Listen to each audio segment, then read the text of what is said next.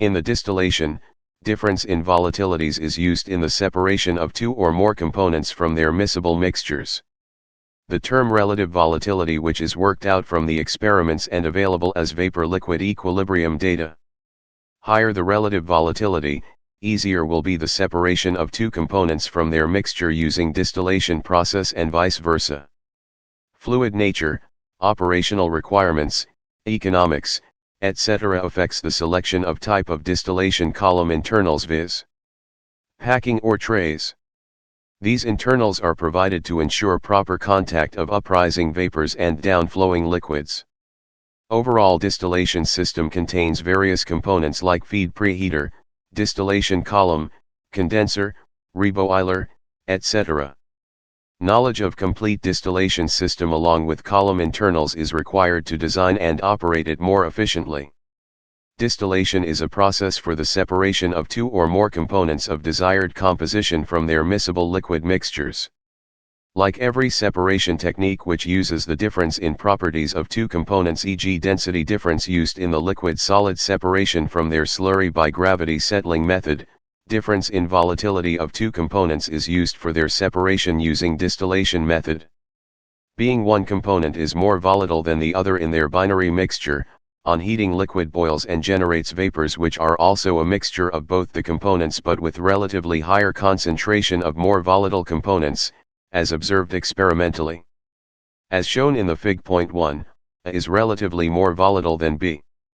Though vapors generated are enriched with high volatile trays are relatively complex distillation internals from a design and hydraulic standpoint, which consist of a tray deck, downcomer, and outlet weir. In the operation of a typical cross-flow tray, liquid enters the tray at one side and flows across the tray toward a downcomer at the opposite side of the tray, Bruckert, 1968. As the liquid flows across the tray, vapor passing through the perforations in the tray surface forms a froth on the tray surface, which allows mass transfer to take place.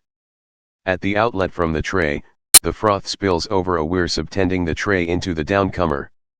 The downcomer is a device for transferring the liquid phase downward to the next successive tray but is sealed by such liquid against the vapor passage upward. In the downcomer, the vapor separates from the froth, leaving a pool of disengaged liquid in the downcomer below the level of the active tray surface. The disengaged liquid enters the next tray under the force of its hydrostatic head, independently of the forces that create the froth and move the froth across the tray.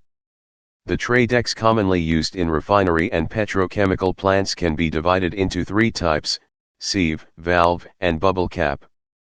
Bubble cap trays, which were patented by Cellier Blumenthal in 1815, were the most popular type of trays before the 1960s, when they were replaced with new designs of sieve and valve trays that matched the performance of bubble cap trays but were much cheaper to install. Kister, 1992.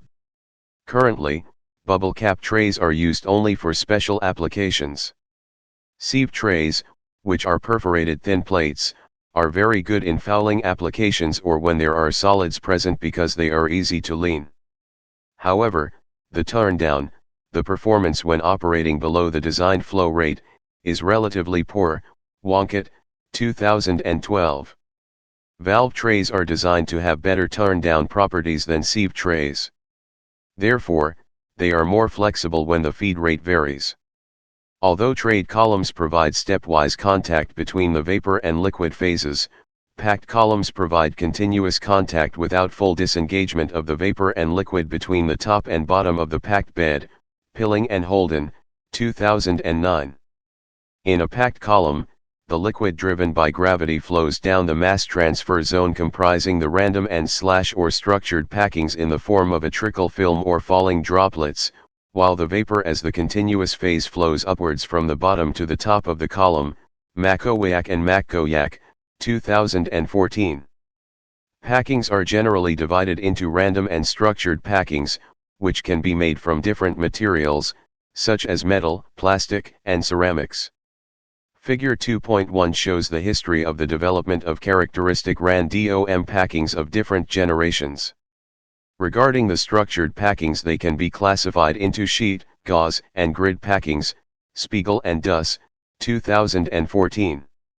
The main advantage of structured packings is their relatively low pressure drop per theoretical plate or equilibrium stage, which makes them the most effective vapor-liquid contactor for low pressure, mainly vacuum applications. Oluyuk 2014. Packing with a pressure drop that is about 1/5 that of the trays, Lockett, 1986, is often the preferred choice in cases where a pressure drop is the overriding consideration, such as vacuum distillation or where vapor recompression, heat pumping, is used. The two features that should be maximized in packed beds are the open area, which is the average percent of the cross-sectional area of the column not blocked by the packing, and hence available for the flow of vapor and liquid,